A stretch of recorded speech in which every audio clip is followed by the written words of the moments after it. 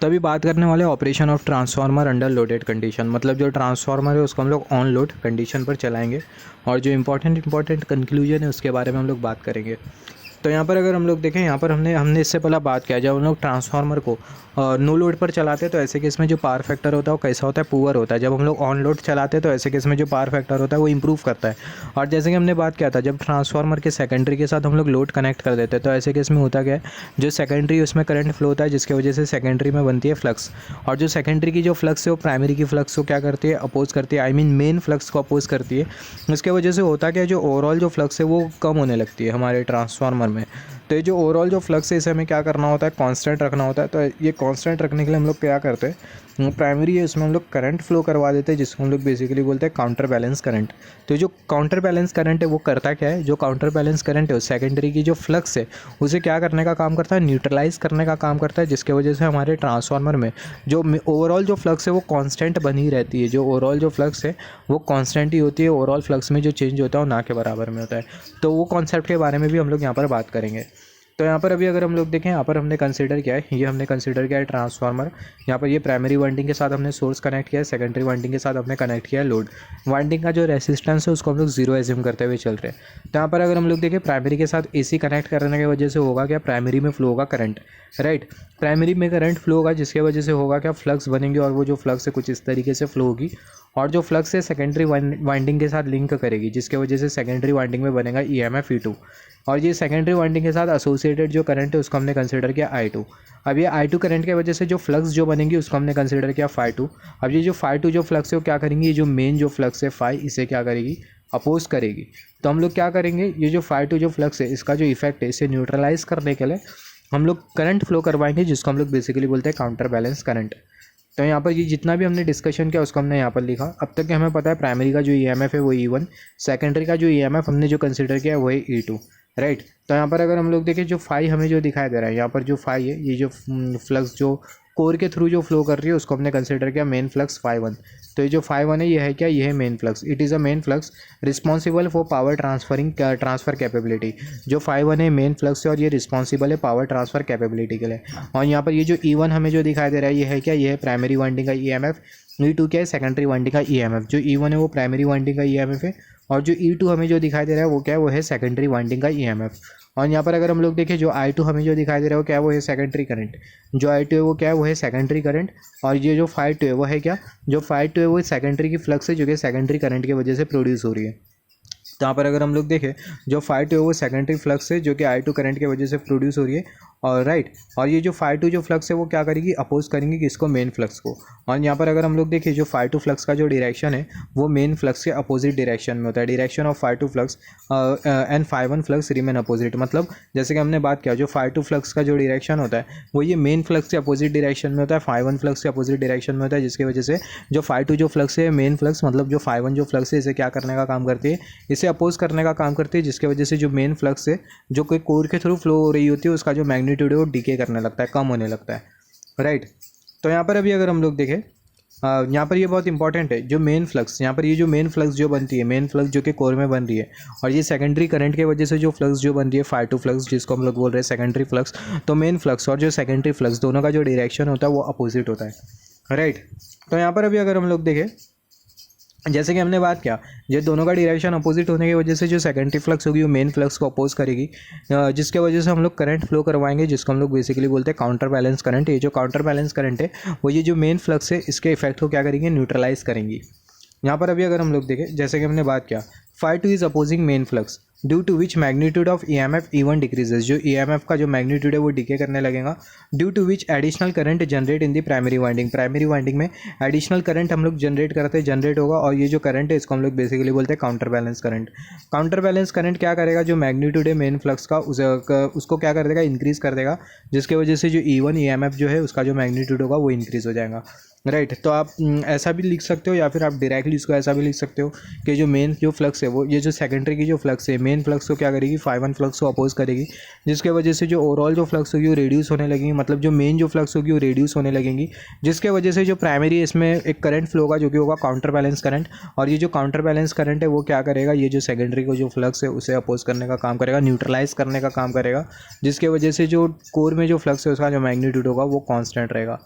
यहाँ पर अगर हम लोग देखें, हमने जो काउंटर बैलेंस करंट के बारे में बात की, और जो काउंटर बैलेंस करंट है वो किस में फ्लो होता है, जो काउंटर बैलेंस करंट है वो प्राइमरी में फ्लो होता है। काउंटर बैलेंस करंट इंक्रीजेस, जो काउंटर बैलेंस करंट है वो प्राइमरी में फ्लो होता है, बहुत इंपॉर्टेंट है। यहाँ पर अगर हम लोग देखें, जो काउंटर बैलेंस करंट होता है वो के टाइम्स होता है सेकेंडरी करंट के। Consider counter balance current I dash, जो काउंटर बैलेंस करंट है उसको हमने आई डैश कंसीडर किया है, तो ये के टाइम्स होगा सेकेंडरी करंट आई टू के। तो यहाँ पर अगर हम लोग देखें, जो आई डैश है वो है क्या, काउंटर बैलेंस करंट, और जो आई टू हमें जो दिखाई दे रहा है वो क्या है, वो है सेकेंडरी का करंट, और जो के हमें जो दिखाई दे रहा है ये है ट्रांसफॉर्मेशन रेशियो, और जो ट्रांसफॉर्मेशन रेशियो है वो बराबर में होता है N2/N1 के।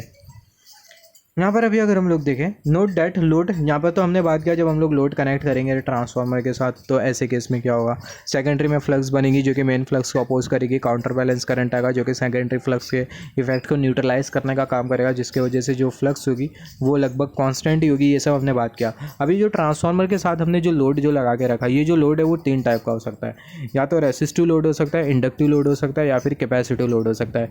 तो तीनों लोड हम लोग लगाएंगे ट्रांसफार्मर के सेकेंडरी के साथ, और हम लोग एनालिसिस करेंगे with the help of phasor diagram. यहाँ पर ये बहुत इंपॉर्टेंट है, जो सेकेंडरी का जो करंट होता है, जैसे कि हमने बात किया, जो काउंटर बैलेंस करंट होता है वो के टाइम्स होता है सेकेंडरी करंट के, जैसे कि हमने बात किया, राइट। यहाँ पर अभी अगर हम लोग देखें, जो ट्रांसफार्मर, अभी हम लोग सबसे पहला कंसीडर करते हैं रेसिस्टिव लोड के बारे में, मतलब जो ट्रांसफार्मर है उसके सेकेंडरी में लोड कनेक्टेड है जो कि है रेसिस्टिव लोड। तो रेसिस्टिव लोड के लिए हमें जो फेजर जो मिलेगा वो हमें कुछ इस तरीके से मिलेगा, phasor diagram for resistive load. तो यहाँ पर अगर हम लोग देखें, यहाँ पर ये वाला जो फेजर है वो आई म्यू के लिए, और यहाँ पर ये वाला जो फेजर है किसके लिए, वो फाई के लिए, जैसे कि हमने बात किया था, ये आई म्यू फेजर और यहाँ पर ये फाई मैग्नेटाइजिंग कंपोनेंट के लिए फेजर, और यहाँ पर ये जो फाई है उसके लिए फेजर, दोनों इन सेम फेस होते हैं, राइट। और यहाँ पर ये वाला जो फेजर है किसके लिए, वो आई डब्ल्यू के लिए, क्योंकि मतलब हम लोग कोर लॉस कंसिडर करते हुए चल रहे हैं, राइट। हम लोग यहाँ पर कोर लॉस एज्यूम करते हुए चल रहे हैं। तो यहाँ पर ये वाला जो फेजर हमें जो दिखाई दे रहा है हमें क्या इंडिकेट कर रहा है, आई डब्ल्यू, और यहाँ पर ये वाला जो फेजर है वो हमें इंडिकेट कर रहा है V1 वोल्टेज जो कि बराबर में होगा -E1 के। यहाँ पर ये वाला फेजर E1 और यहाँ पर ये वाला फेजर E2 दोनों सेम फेज में हो गए, इसके बारे में हमने बात किया है। यहाँ पर अगर हम लोग देखें, यहाँ पर ये आई म्यू मैग्नेटाइजिंग कंपोनेंट और यहाँ पर ये कोर लॉस कंपोनेंट, दोनों का जो सम होता है वो हमें क्या दे देता है, I0 दे देता है जो कि है no load current.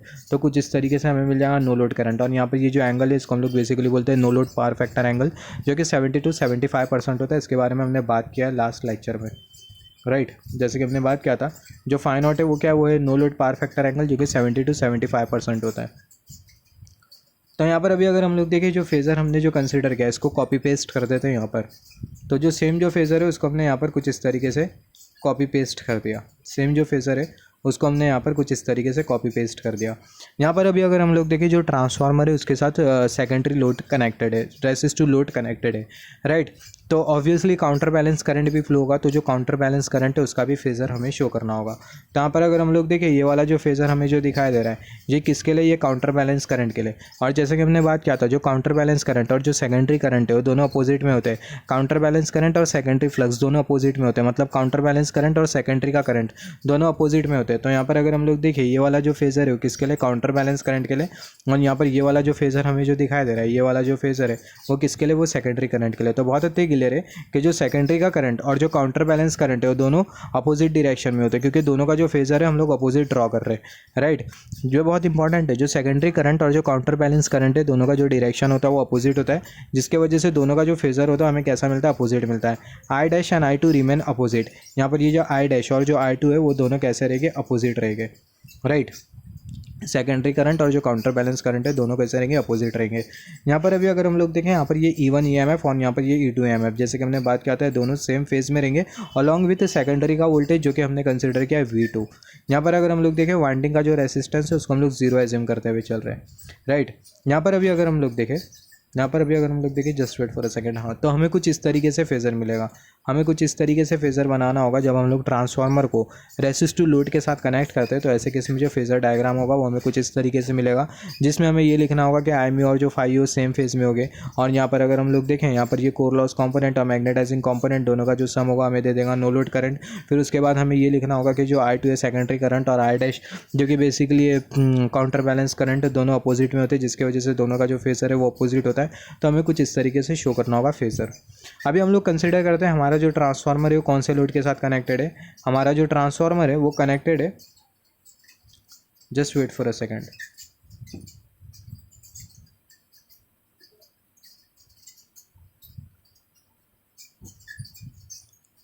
Just wait. यहाँ पर अभी अगर हम लोग देखें जो फेज़र है इसको हमने इतना एक्सप्लेन किया। अभी ये फेज़र में हम लोग आगे और क्या एक्सप्लेन कर सकते हैं। यहाँ पर अभी अगर हम लोग देखें, जैसे कि हमें पता है जो काउंटर बैलेंस करंट है उसको हम लोग शो करते हैं I डैश से, और जो सेकेंडरी जो करंट है उसको हम लोग शो करते हैं I2 से। अगर प्राइमरी करंट अगर I होता है तो जो प्राइमरी करंट होगा फेज़र होगा किसका, I0 का और I डैश का। तो अगर प्राइमरी करंट अगर I होता है तो I0 करंट जो कि नो लोड करंट जो कि प्राइमरी के थ्रू फ्लो होता है, I डैश करंट जो कि है काउंटर बैलेंस करंट, ये दोनों का जो सम है वो किसके बराबर में होगा, प्राइमरी करंट, या फिर बोल सकते हैं जो प्राइमरी करंट है ये दोनों के बराबर में होगा, राइट। तो यहाँ पर अभी अगर हम लोग देखें जो I0 है वो हमें कहाँ पर दिखाई दे रहा है, यहाँ पर दिखाई दे रहा है। अभी जो I डैश है वो हमें कहाँ पर दिखाई दे रहा है, यहाँ पर दिखाई दे रहा है। तो ये I0 और ये जो I डैश है ये दोनों का हमें कंसिडर करना है फेज़र सम, जिसकी वजह से हमें क्या मिलेगा, हमें मिलेगा प्राइमरी करंट। तो फेज़र सम हम लोग कैसा कंसिडर करेंगे, यहाँ पर ये जो I डैश का जो फेज़र है उससे हम लोग कुछ इस तरीके से लाइन बनाएंगे कर्सर की टिप, राइट। और जो I0 का जो फेज़र है उससे भी हम लोग कुछ इस तरीके से लाइन बनाएंगे, और वो दोनों जो लाइन होगी वो एक पर्टिकुलर पॉइंट पर इंटरसेक्ट करेंगे, और जो पॉइंट ऑफ इंटरसेक्शन होगा हमें दे देगा प्राइमरी करंट।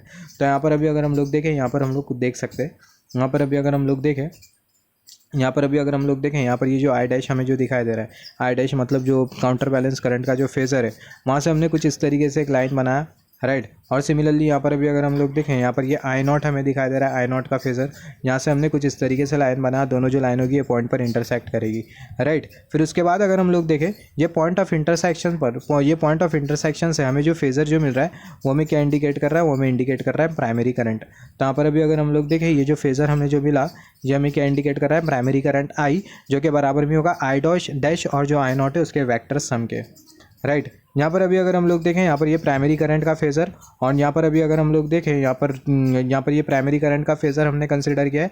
और यहाँ पर ये वाला जो फेज़र है जो कि हमें कर्सर की टिप शो कर रही है, ये वाला जो फेज़र है वो किसका है, वो है कोर लॉस कंपोनेंट का।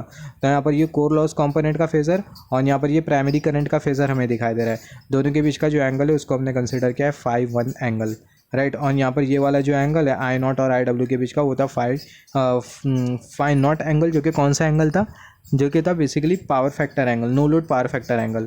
और यहाँ पर अगर हम लोग देखें, यहाँ पर ये वाला जो फेज़र है प्राइमरी करंट का फेज़र, और यहाँ पर ये कोर लॉस कंपोनेंट का फेज़र, दोनों के बीच का जो एंगल है उसको हमने शो किया है 5-1 से, राइट। तो कुछ इस तरीके से हमें फेज़र डायग्राम मिलेगा जब हमारा ट्रांसफार्मर रेसिस्टिव लोड के साथ कनेक्टेड होगा। अभी हम लोग क्या करेंगे, जो ट्रांसफार्मर है उसको हम लोग कनेक्ट कर देंगे इंडक्टिव लोड के साथ। ट्रांसफार्मर की जो सेकेंडरी है उसको हमने इंडक्टिव लोड के साथ कनेक्ट किया। तो जब हम लोग ट्रांसफार्मर की सेकेंडरी को इंडक्टिव लोड के साथ कनेक्ट करेंगे तो ऐसे केस में देखते हैं फेज़र किस तरीके से मिलेगा। तो यहाँ पर अगर हम लोग देखें phasor diagram of inductive load, तो सबसे पहले हमें यही फेज़र बनाना है जो कि हम लोग बनाते आ रहे हैं। यहाँ पर अगर हम लोग देखें, यहाँ पर ये IMU मतलब ये जो मैग्नेटाइजिंग कंपोनेंट है उसका फेज़र, और यहाँ पर ये फ्लक्स, दोनों का फेज़र कैसा होगा, सेम फेज़ में हो गए। E1 और E2 दोनों जो फेज़र हो गए वो भी सेम फेज़ में हो गए अलॉन्ग विथ V2। यहाँ पर हम लोग आयरन लॉस कंसिडर करते हुए चल रहे हैं। तो यहाँ पर ये वाला जो फेज़र है हमें इंडिकेट कर रहा है कोर लॉस कंपोनेंट, ये वाला जो फेज़र है हमें इंडिकेट कर रहा है मैग्नेटाइजिंग कंपोनेंट। फिर यहाँ पर ये कोर लॉस कंपोनेंट और ये मैग्नेटाइजिंग कंपोनेंट दोनों का जो फेज़र सम होगा हमें दे देगा no load current, no load primary current I0। तो यहाँ पर अगर हम लोग देखें ये जो फेज़र है हमें इंडिकेट कर रहा है no load primary current I0, और यहाँ पर जो एंगल हमें जो मिलेगा वो होगा φ0 जो कि no load power factor angle, right. अभी हम लोग क्या करेंगे, अभी हमने ट्रांसफार्मर के साथ कौन सा लोड लगाया है, इंडक्टिव लोड लगाया है। ट्रांसफार्मर के सेकेंडरी में लोड कनेक्टेड है, सेकेंडरी में बनेगा फ्लक्स, फ्लक्स की वजह से बनेगा करंट, राइट। और वो जो सेकेंडरी की जो फ्लक्स होगी वो क्या करेंगी, मेन फ्लक्स को अपोज करेंगी, प्राइमरी में आ जाएगा काउंटर बैलेंस करंट। तो हमें पता है प्राइमरी का जो काउंटर बैलेंस करंट और जो सेकेंडरी का जो करंट है वो दोनों अपोजिट डायरेक्शन में होते हैं, तो वो भी फेज़र में हम लोग शो कर देते हैं, right. Just wait for a second, वो भी हम लोग फेज़र में शो कर देते हैं, just wait for a second. तो वो शो करने से पहले अगर हम लोग यहाँ पर एक चीज़ अगर हम लोग नोटिस करें, यहाँ पर अगर हम लोग देखें यहाँ पर हमें कौन सा करंट मिल रहा है, just wait for a second. और जैसे कि हमने यहाँ पर इंडिकेट किया था, ये यहाँ पर हमने बात किया था, यहाँ पर ये वाला जो फेज़र है वो V2 वोल्टेज का फेज़र है जो कि बराबर में होता है -E1 के, राइट। तो यहाँ पर अभी अगर हम लोग देखें सेकेंडरी में जो करंट जो फ्लो हो रहा है उसको हम लोग कैसा शो करते हैं, सेकेंडरी में करंट जो फ्लो हो रहा होता है उसको हम लोग शो करते हैं I2 से। तो जो I2 का जो फेज़र है उसको हमने यहाँ पर कुछ इस तरीके से बनाया। तो यहाँ पर ये वाला जो फेज़र है उसको हमने यहाँ पर जो सेकेंडरी का जो करंट है जो कि I2, तो I2 के लिए जो फेज़र जो मिलेगा उसको हमने यहाँ पर कुछ इस तरीके से बनाया। सेकेंडरी का जो करंट है उसके अपोजिट डायरेक्शन में कौन सा करंट होता है, काउंटर बैलेंस करंट होता है। काउंटर बैलेंस करंट को हम लोग कैसा शो करते हैं, आई डैश से। तो ये जो आई डैश करंट का जो फेज़र है उसको हमने यहाँ पर बनाया जो कि हमें कर्सर की टिप शो कर रही है, राइट, जो कि हमें कर्सर की टिप यहाँ पर कुछ इस तरीके से शो कर रही है, आई डैश करंट जो कि है काउंटर बैलेंस करंट, राइट। यहाँ पर अभी अगर हम लोग देखें, यहाँ पर ये counter balance current I dash और यहाँ पर ये आई नॉट कौन सा करंट है जो कि है नो लोड करंट। दोनों का फेज़र सम कंसिडर करें तो हमें कौन सा करंट मिलेगा, प्राइमरी करंट मिलेगा। तो यहाँ से हमने कुछ इस तरीके से डॉटेड लाइन बनाया और यहाँ पर ये जो आई डैश जो फेज़र है यहाँ से भी हमने कुछ इस तरीके से डॉटेड लाइन बनाया। तो यहाँ से हमें ये वाला जो फेज़र हमें जो दिखाई दे रहा है, फेज़र कौन सा है, ये जो फेज़र है बेसिकली प्राइमरी करंट का फेज़र है, राइट। तो यहाँ पर अगर हम लोग देखें प्राइमरी करंट का फेज़र, ये प्राइमरी करंट का फेज़र और यहाँ पर ये कोर लॉस कॉम्पोनेंट का फेज़र, दोनों के बीच का जो फेस एंगल है उसको हमने कैसे शो किया, 5-1 से शो किया, राइट। यहाँ पर अभी अगर हम लोग देखें, यहाँ पर ये जो I2 जो करंट है कौन सा करंट है, सेकेंडरी करंट। और यहाँ पर अगर हम लोग देखें, यहाँ पर ये वाला जो V2 ये है क्या, ये है सेकेंडरी वोल्टेज। यहाँ पर बहुत अच्छे क्लियर है कि जो सेकेंडरी जो करंट है वो सेकेंडरी वोल्टेज को क्या कर रहा है, लैग कर रहा है। कितना एंगल से लैग कर रहा है, 5-2 एंगल से लैग कर रहा है। और क्यों नहीं करेगा, इंडक्टर लगा है, इंडक्टर में जो करंट होता है वोल्टेज को क्या करता है, लैग करता है। तो कुछ इस तरीके से हमें फेज़र डायग्राम मिलेगा जब हमारा ट्रांसफार्मर इंडक्टिव लोड के साथ कनेक्टेड होगा। हमें क्या क्या नोट डाउन करना है, सबसे पहला ये हमें फेज़र डायग्राम पता होना चाहिए। दूसरा हमें पता होना चाहिए सेकेंडरी करंट। सेकेंडरी करंट का जो फेज़र होता है उसको हम लोग कुछ इस तरीके से शो करते हैं, राइट। सेकेंडरी करंट की वजह से बनता है काउंटर बैलेंस करंट और जो काउंटर बैलेंस करंट होता है सेकेंडरी करंट के अपोजिट डायरेक्शन में होता है, राइट। तो ये हमें पता होना चाहिए। फिर उसके बाद ये काउंटर बैलेंस करंट और ये नो लोड करंट, दोनों का जो वेक्टर सम है वो हमें देता है प्राइमरी करंट। प्राइमरी करंट का फेज़र बनाना है तो कुछ इस तरीके से फेज़र डायग्राम हमें मिलेगा ट्रांसफार्मर का फॉर इंडक्टिव लोड। सिमिलरली अभी कंसिडर कर लेते हैं phasor diagram for capacitive load. Capacitive load के केस में हमें फेज़र डायग्राम कैसा मिलेगा, तो अगेन जो सेम जो फेज़र डायग्राम है उसको हमने यहाँ पर कंसिडर किया। हम लोग जो बेसिक कंसिडर करते हैं, यहाँ पर ये IMU और यहाँ पर ये फाई, दोनों कैसे हो गए, दोनों जो फेज़र होगी सेम फेस में हो गए। E1 फेज़र E2 फेज़र दोनों सेम फेस में हो गया अलॉन्ग विथ V2, राइट। यहाँ पर ये वाला जो फेज़र है वो है IW और यहाँ पर ये वाला जो फेज़र है वो IMU। जैसे कि हमने बात किया, यहाँ पर ये IMU और IW दोनों का जो फेज़र सम होगा वो हमें क्या दे देगा, हमें दे देगा I नॉट। और यहाँ पर हमें जो एंगल जो मिलेगा वो हमें क्या मिलेगा, हमें मिलेगा फाई नॉट।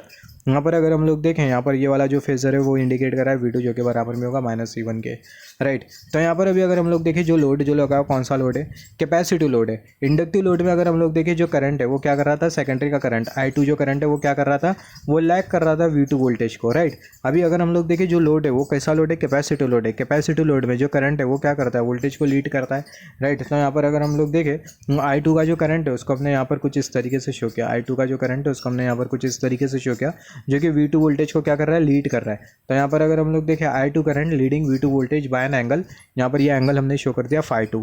अभी हमें पता है जो I2 जो करंट है इसका जो अपोजिट डायरेक्शन में जो करंट होता है वो होता है काउंटर बैलेंस करंट।